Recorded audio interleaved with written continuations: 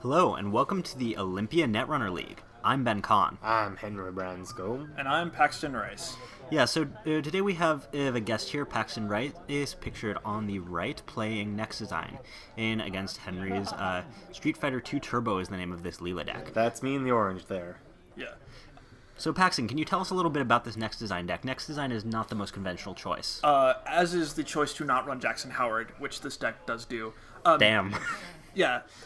The whole thing with this deck is basically that it is kind of a midpoint between Fast Advance, Glacier, and Rush, which sounds really crazy, but Next Design covers a lot of those weaknesses and helps you deal with stuff. Also included is a lot of on-counter or on-subroutine ice that gives you money, pop-up window and shadow specifically, designed to help, again, especially against very run-heavy runners who are running really frequently, like a lot of criminal decks, helps you get a lot of econ that you wouldn't otherwise be able to fit in the deck.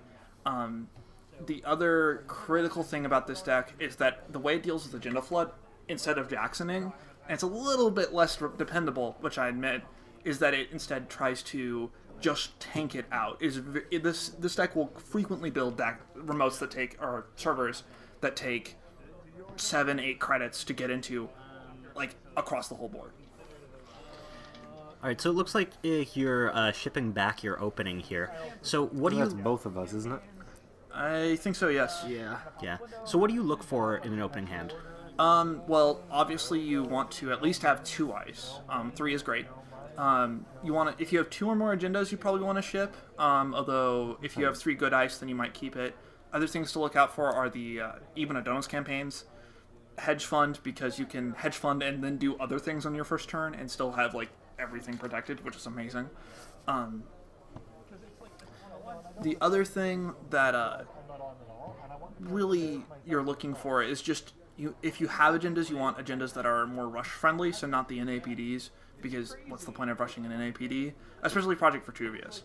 Project Vitruvius really helps if you can get a counter online, because it can either be get you back up poetic labor, get you out of trouble if an agenda winds up in archives through beta test mill. It's kind of a more direct Jackson once you get it there. Yeah. All right, so it looks like you hit your 2 ice criteria here. Do you remember what those are? No, it's been so long. 2 days. Yeah. It's fair. I don't even remember what I was doing. So install there. and take 2 credits. I was counting something. And that's part of it, is that, like, here I can't res some of the high-end stuff, like Full Boost and Itchy 2.0, which are in the deck, but I can res most of the stuff. I'm thinking one of these is a pop-up window. I'm just remembering that I was really happy to see one, which is really funny. It's, like, the card that I'm always happy to see in this deck, even if it's, like, late game, where it's, like, installing it costs $1 billion. You got me running there. That's the Eve campaign. I just feel like I should know. I was pretty sure that would be an Eve campaign, but I feel like letting you score out, as you were saying, an early ABT or an early Vitruvius, even if you don't get the counters on it, it's painful. Yeah. That's fair. If you hit an ABT, I think that just slams the door on the game at this. If I hit it and hit ice, I tend not to fire ABT without either an archive memories in hand or a Vitruvius counter for the obvious agenda worry, unless I'm really like on point for just like unless I'm like really desperate, or if I have a ton of agendas in my hand. This happens really quickly in this game, and I think this is like one of the big deals with this deck is that even when it's agenda flooded, it doesn't always look like it is, because it just is like, oh, I'm just icing servers, right? Like, and then Yeah, I know there's at least one point in this game where I have a sneak door in my hand, and you've got archives open, and I think I focus too much on being able to play it and an HQY and pay for an NAPD, which is just a stupid bunch of requirements, especially for Leela. And if I remember correctly, I just kind of missed the chance to actually make use of it there. I mean, especially if you had like 2 sure gambles in your opening hand or something like that, then I could totally see trying to go for that. Like if you had some sort of like huge burst unusually huge burst that you started the game with, then like I could totally try to see making. No, that hand right there, in fact, was the first 2 econ cards I'd seen other than that daily casts in my opener. It was a daily casts and a sure gamble. I forget which one I picked. Oh no, it was an easy mark. But yeah, I did not see Econ for much longer than I should have done. So Mr. Lee is digging for money for you right now? Pretty much. The other thing that you may notice me doing here is I put my hand on the table during the runner's turn. That's the other hint, by the way, is clicking to draw. This deck plays kind of like a pre-Jackson deck in the sense that it pretty much never wants to click to draw ever. So that's the other hint that I'm probably flooded. Yeah. Well, also that you only have 2 ice in play. Right, yeah. I know your deck, and that's why I consider this to be a misplay and not just a misunderstanding. Because I know you well enough to know that if you're not able to actually play ice, there's only so many other things you've got in your hand. Right, and it's basically either I have a handful of operations, in which case I've just got like a handful of biotic labors because I would have played hedge funds. You can't see my mouth, but here's where I say to myself, no matter what, Henry, run that thing he just installed. Watch as I fail to do that at any point this turn. Yeah, this is another thing, especially once you've got an Eve campaign on the table, runners are really hesitant to just run, unless they're playing like Wizard, are really hesitant to just run random remotes for destruction value, because if they know you're playing Eves, they're like, that costs a ton of money, I want to spend that after he's had to res it. So I would say that's probably a downside of your deck, because your deck runs Logos as its console instead of Desperado, not that either is out here, but I feel like Desperado kind of reduces the opportunity cost to go check these remotes. Me shipping a Siphon, favor more Econ, and then playing it. Yeah. Desperado definitely provides an advantage in that area. I feel like Logos is probably the correct choice. I definitely do want to try with Desperado, and here we see why I should have run that, and yeah, I've got more to say about that mistake I made later on. Alright, well, let's see. But it looks like you're triggering. Yeah, this is where I have a handful of agendas, and I just need to take the risk, because it's just sort of like, I have a handful of agendas, so the likelihood is low. I think I trash one, too. yeah, I pretty spoilers, I guess. That Architect helps, though, in at least recurring some of those things, although it makes sense that you wouldn't necessarily. Well, it also keeps me off of HQ. I did just ship an account siphon, and he has no way of knowing I don't have one. If he puts that over R&D, I bounce his HQ ice, and he could be down to, well, not nothing, but... Well, with an Eve campaign in play, and at 15 credits, I'm not worried about account siphon, I'm worried about legwork. And so that's fair, yeah. So, like, it's not about... And, yeah, here we see the steal, which I think gets the... at this point, I'm just sort of like... But for me, I'd much rather you have drawn that Vitruvius than me scoring it there. Like, if I'd scored that ABT, I'd have gotten the same overall benefit, but you wouldn't have gotten 3 cards further in, because you didn't actually get all that much ice out of that. So I feel like that actually does help you quite a bit, because it gets you closer to the resource you need, that being your ice. I think, if you look, you can barely make out the Adonis campaign against the Glare. So that was the 3rd card in the ABT. Yeah. Which is unfortunate for you, but it's not a huge loss. Like, the Vitruvius is more painful, but... Yeah, here you blow up the Eve campaign, which it's always rough it to had know. 10 credits on it, I think, still. Yeah, something like that, yeah. Just gone down to a single die, so it's probably 10. Yeah, but you are sitting on 15 with not a whole lot of things to sink your credits into right now. Right, but it's the thing where... I've run across this against a lot of decks, is that letting Court build up a huge bank that they can spend across the rest of the game is always risky. And that's especially, I feel, true for your deck. You've got a lot of bioroids and other things that they're super taxing, but they're also fairly expensive. And honestly, at that point, I just wanted to make sure that you wouldn't be able to... like I said, I still think I had a sneak door in my hand somewhere around here, and was failing to be smart enough to use it. So I feel like I was worried that you were going to get out something. But you don't actually run Heimdalls, do you? Which was, I think, my big concern. Right, I don't run Heimdalls, but the big things you'd have to be worried about, like, there's just, with no breakers in play, like, I have Architects, I have Toll Booths, I have I have Victors, so it could be a big problem for you. Here we're doing a hand size count, because we just realized that because of a Leela trigger, I had gone up to one too many cards. And you're saying, well, I ran Archives, shouldn't you be... Yeah, so I get to see the card in Archives, I let him discard the card. I trust Paxton, we play against each other a lot, and this is, it's a league game, but at the same time, I'd much rather be relatively open and friendly and forgiving of mistakes, especially because this is actually my... aside from New Year's, I think this is the 2nd time I've played Netrunner since the beginning of December. I'm really rough myself.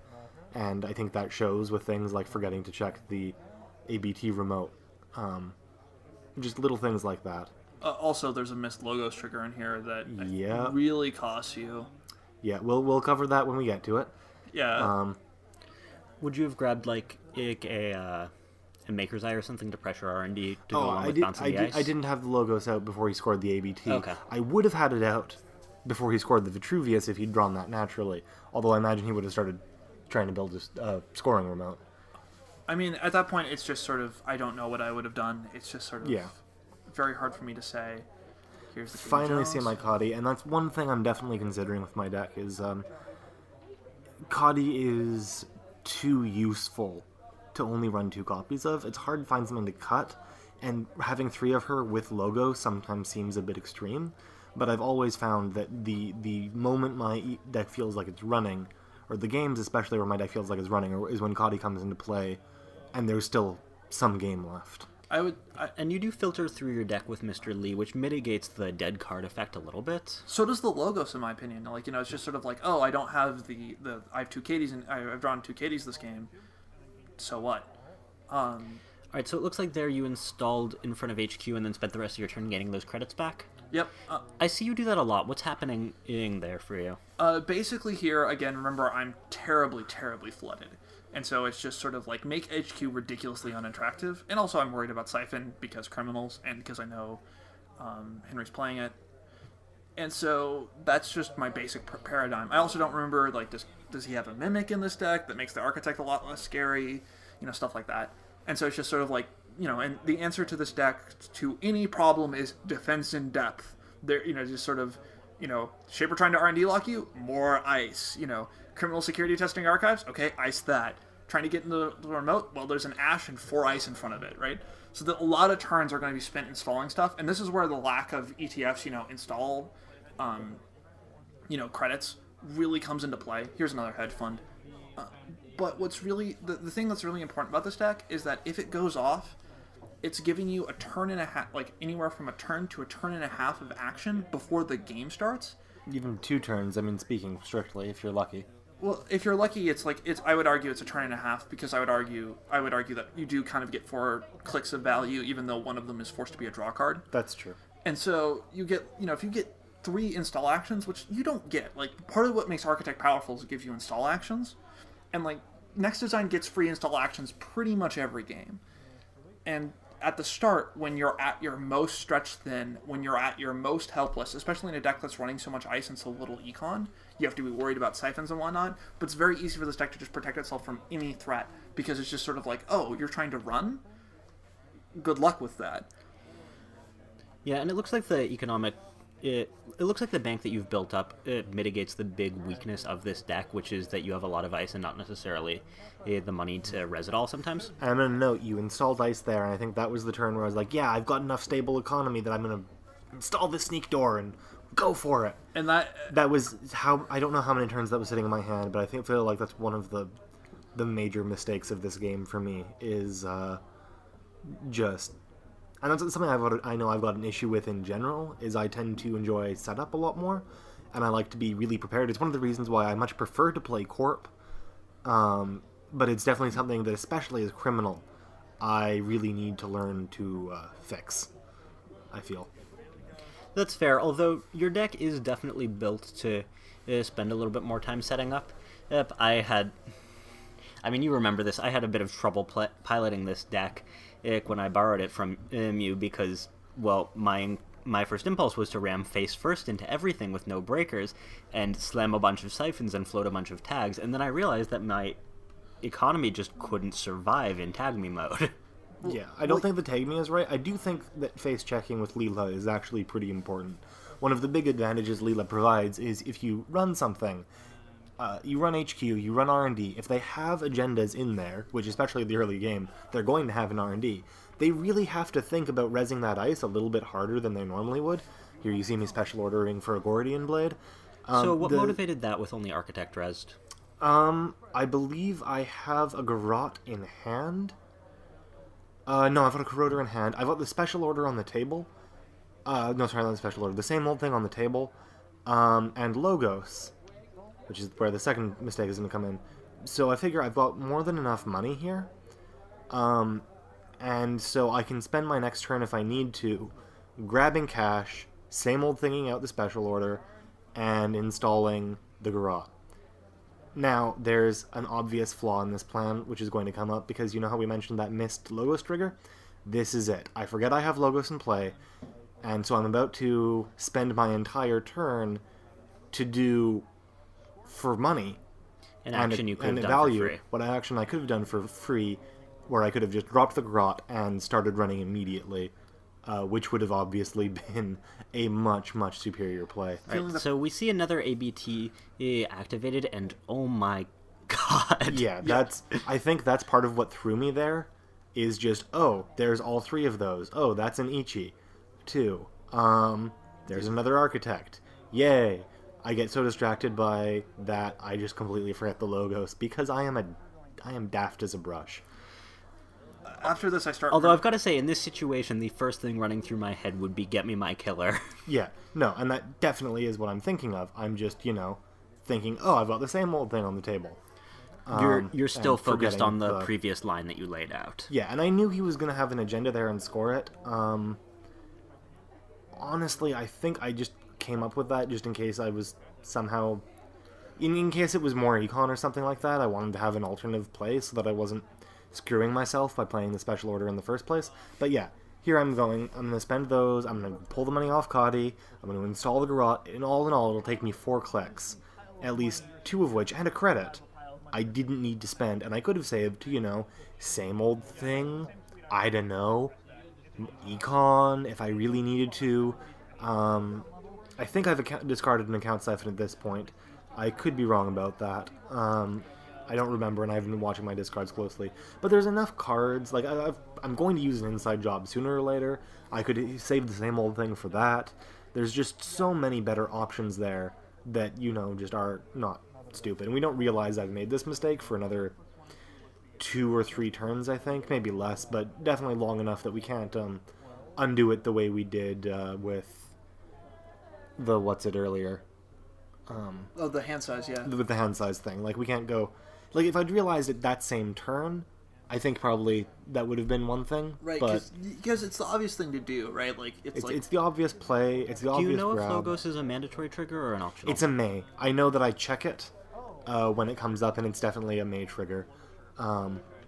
So, yeah. If it was mandatory, I might have pressed the issue a little bit, but really what I would have done in that case would have been try to find something else. And I mean, honestly, I could have found something else useful there. I've got R&D, or RDIs. Those would be handy to get into hand soon. I could grab, if I really needed it, money, although I think I'm pretty set for that for now. I could have grabbed HQIs if I'd wanted, something to help me pressure HQ a bit more. There are so many good options that I've got available to me that even if I wanted to spend my turn playing that garrote, I could have come away with something really useful, like as Paxton mentioned earlier, like a legwork or an indexing. Something to, hammer things in a little bit better. I think it speaks a lot to the way my brain works about this deck, and probably why it spoiled me for playing Corpside so much, is I'm like, man, I am not drawing enough ice this game. And if you count it, there are 9 ice on the table right now. It's very light for your deck. And, yes. In fairness, and I know that you've got at least one in hand because I bounced it. Alright, so we see that interface you were talking about now. Yeah, I had one. I've got 2 in the deck. So it looks like you are pretty far behind, so what do you think is your best line here there to try to salvage this? Honestly, I think the one I go for isn't that bad. I think running R&D, trying to set up an R&D lock of some variety, even if it's through Glacier, probably not the worst plan. Getting into that server with the Ash to trash the Ash doesn't seem worth it right now. But might be, if I was going to be honest. Also, this is kind of a deck composition thing that I can talk about, which is... Also, you just see me whiff on an NAPD there because I don't have the money. Oof. I think I mentioned try to bluff something about trashing it, but yeah, no, it's painful.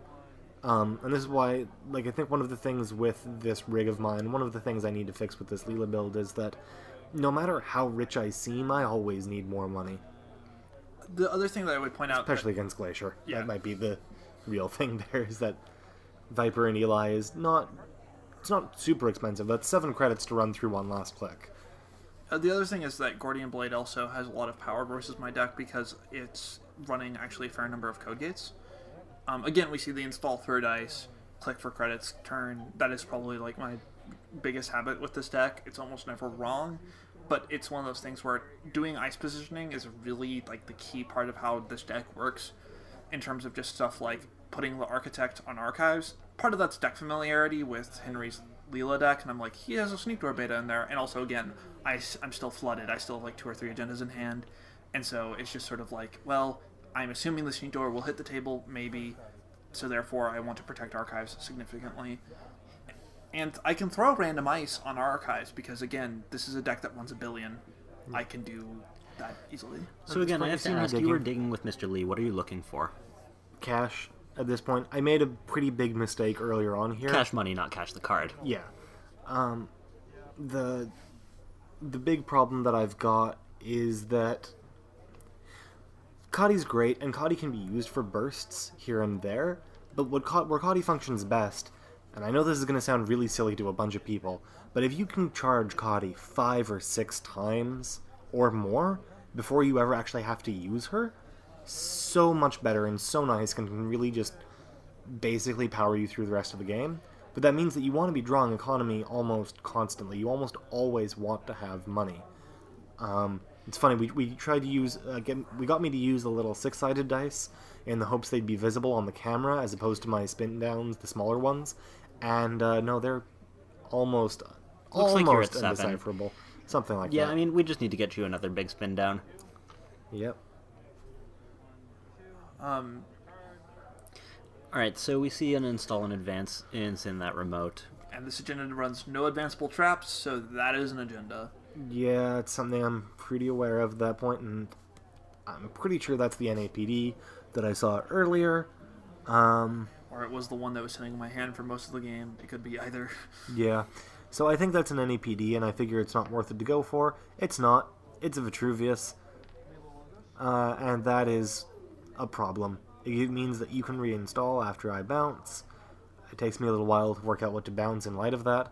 I end up going for where I know you're going to reinstall just to cost you the money, but really it's So the install advance awkward. here is a counterplay against your ability then? Yeah, that was definitely the plan. One of the nice things about Project Vitruvius is that you can bluff it as an NAPD pretty effectively and still get value out of doing so because you can either go for the Vitruvius counter or in this case, you can put instead use it to offset Leela. And again, especially if the runner's seen an NAPD, they always seem to think, oh, it's a 1 advance agenda. It is an NAPD. That's just what people naturally think. And especially when there's already an Ash on the server and an Itchy in front of it. And I'm at 7 credits. Yeah, there's no way I'm going to get in there and score an NAPD. And Yeah, so in light of that, what did you grab off your Logos trigger? I believe I went for an indexing. I could be wrong. I really don't remember at this point. I was honestly not going to claim I was playing very well or in the best headspace there. I had the chance to logo something, but I keep drawing. I think I'm just unhappy with my board state and don't really know how to change it. I don't really have a way of turning the amount of money I have into the amount of money I need. The amount of money I need just being kind of that blank more slate. Here we see another misplay from me, I believe. Not necessarily, but in this case I think it's probably the wrong move.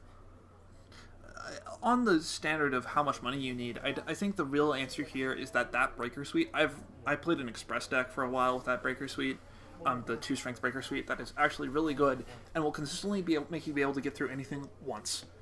The problem, that Breaker Suite sucks down money really hard, and so it's a natural criminal Breaker Suite because it's like, well, I want Garrote to deal with really scary sentries. I want Gordian Blade because it's a great breaker. I want Corroder, but especially because everybody's been tacking against all of the against the 2 out of faction breakers for a while. Like I'm playing Eli's, for example. The Garrote doesn't make up for that efficiency against scary sentries.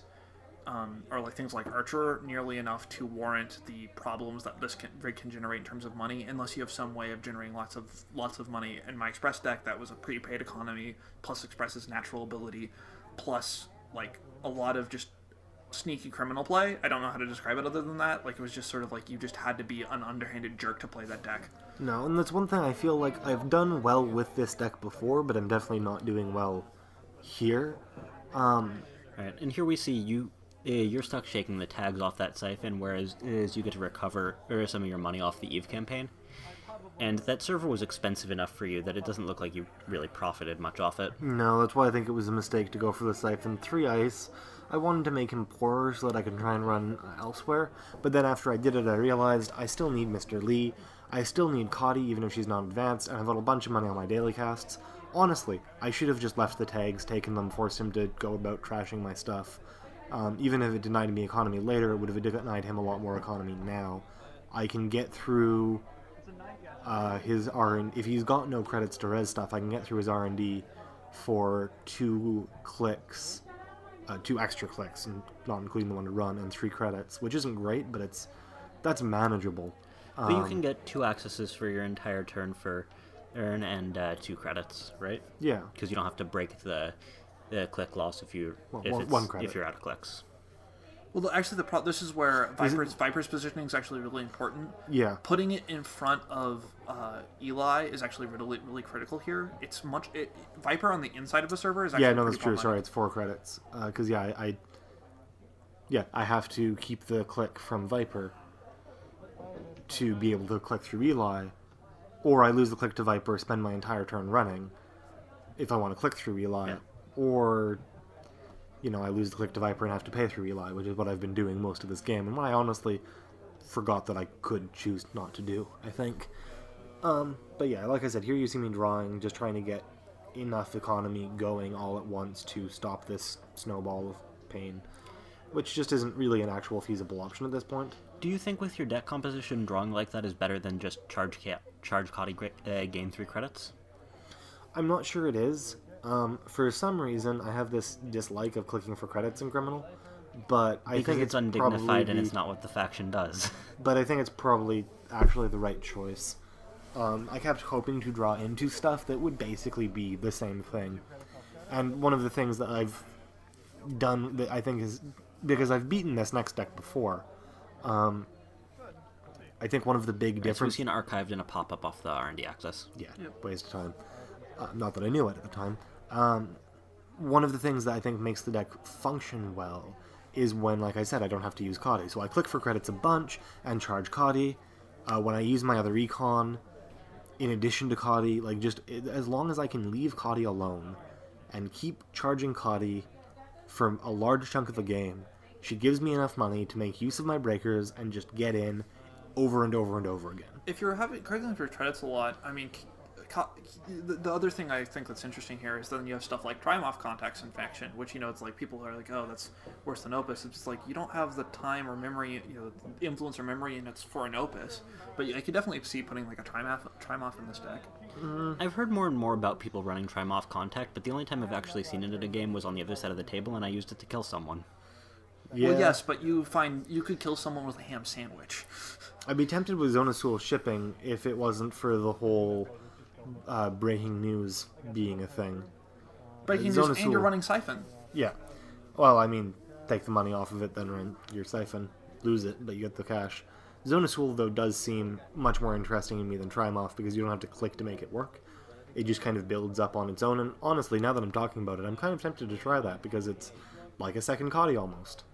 I might go for a singleton of those for a little while instead of a third Cotty, just to see if it can work. I mean, I wouldn't install it so much against NEH, but against your Glacier build, I don't really want to be siphoning you for the most part anyways, unless I think I can get in and make you broke, and in those cases I can take the money off, but having that slow, steady trickle of econ could really prove useful.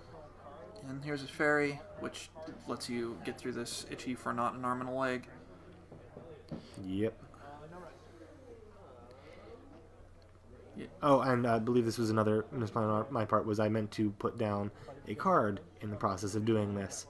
Paxton graciously allows me to go back. I'm aware that it will be my doom because I can't actually access at this point. Ash will guaranteedly keep me out Here, I just res the ice wall for extra pain factor. because now I can't even trash the Ash. Yeah, that's the purpose of that. Was like, oh, I can. Just in case I had some crazy plan on that last click there. Like a stem hack would be the thing I'd be worried about. Well, no, this was my last click, was my point. Oh, okay. It's Yeah, not and like I have a meanwhile, chance this leaves anyway. you with exactly enough credits to score out. Yeah, Yep. elegant. All right, so Painful on that's my it for end. game 1. And meet us back here for game 2, where Henry plays Replicating Perfection against Paxton's Stealth Kate. Thanks for watching. Thanks for watching. Thanks for watching.